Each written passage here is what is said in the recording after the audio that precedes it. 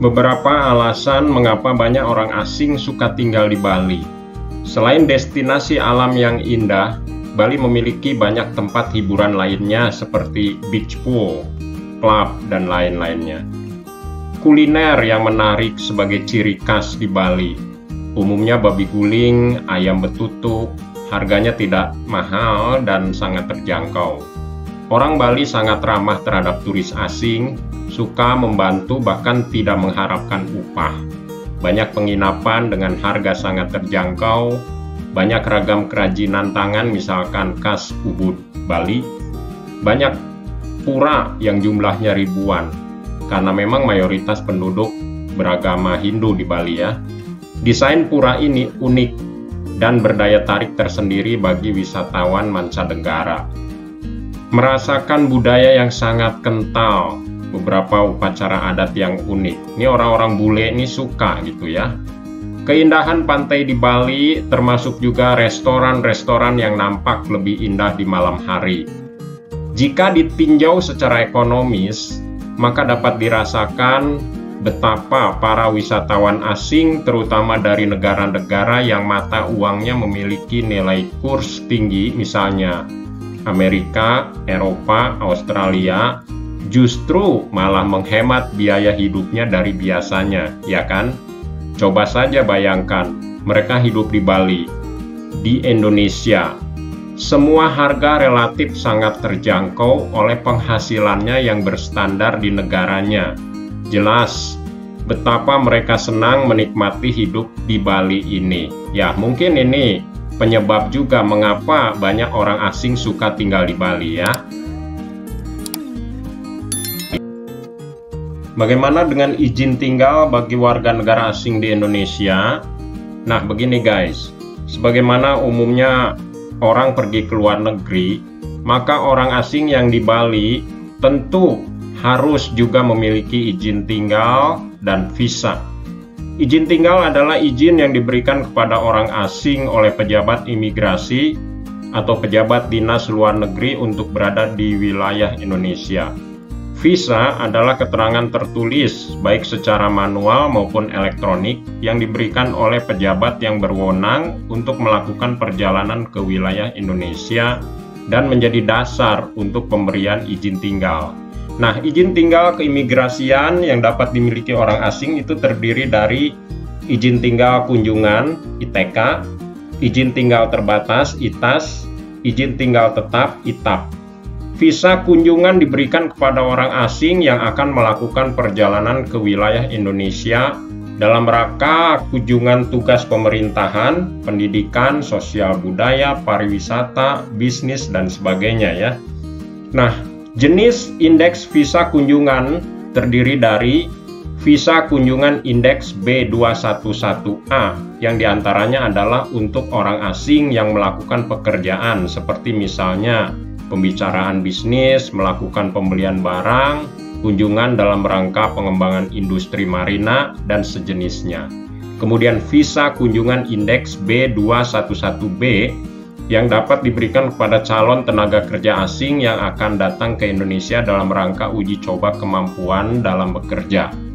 Terdapat beberapa indeks visa tinggal terbatas yang mana bagi orang asing di Bali diantaranya yaitu VITAS indeks C312, VITAS untuk bekerja, dan VITAS indeks C320 yaitu VITAS untuk bekerja dan berlibur. Nah, dengan memiliki izin tinggal yang seperti itulah, maka banyak orang asing di Bali yang berlibur namun juga sambil bekerja. Sepertinya sangat menyenangkan bagi mereka ya.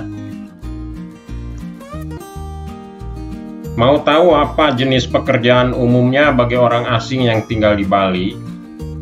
Umumnya orang asing yang betah tinggal di Bali memiliki jenis pekerjaan yang bisa remote atau dikerjakan jarak jauh ya. Jenis pekerjaan yang bisa remote ini dapat dilakukan di berbagai tempat sehingga tergolong praktis dan fleksibel. Mungkin kita mengenali itu sebagai work from home, WFH, atau work from cafe ya.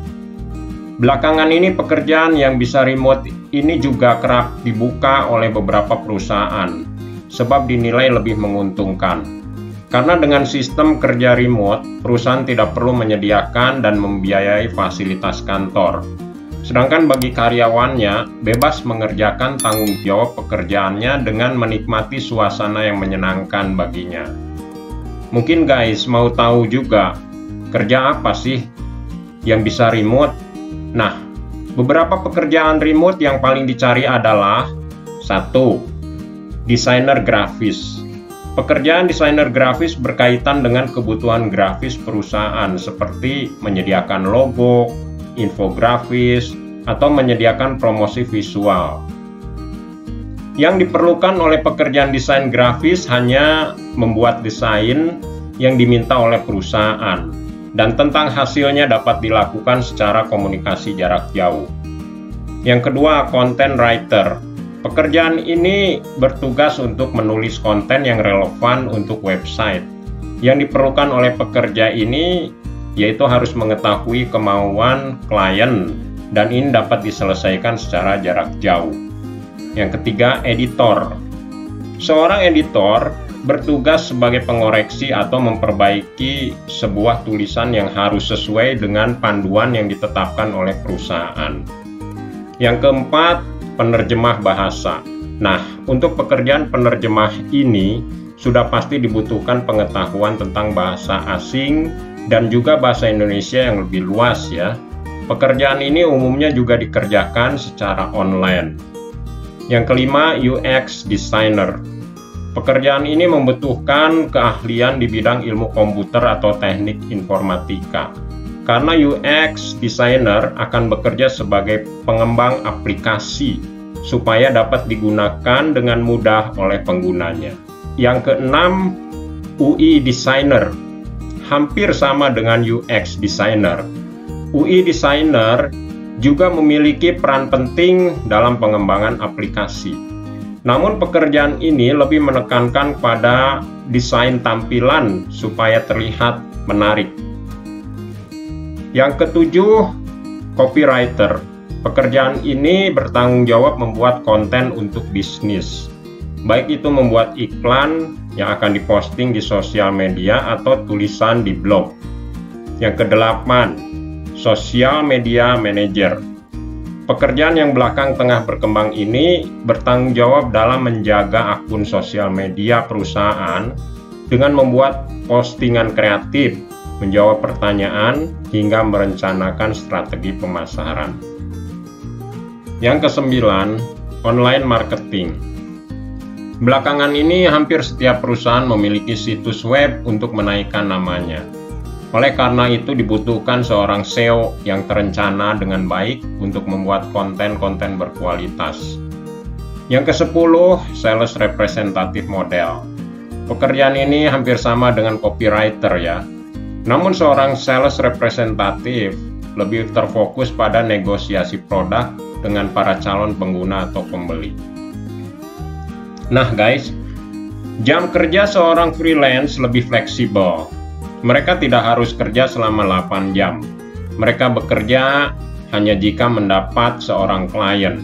Libur pun bisa bebas kapan saja, tidak hanya weekend atau libur nasional, apalagi harus mengambil cuti. Membayangkan betapa senangnya ya bekerja secara online atau jarak jauh. Namun bisa sambil menikmati suasana liburan dan tentunya berpenghasilan tinggi. Mengapa tidak? Semua kita pun bisa memiliki pekerjaan seperti itu ya. Oke guys, bagaimana dengan video ini?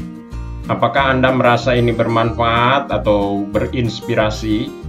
Jika iya, tolong tekan tombol subscribe di bawah ini ya.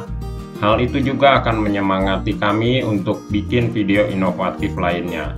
Pastikan juga melihat video kami yang lainnya ya. Terima kasih telah menonton.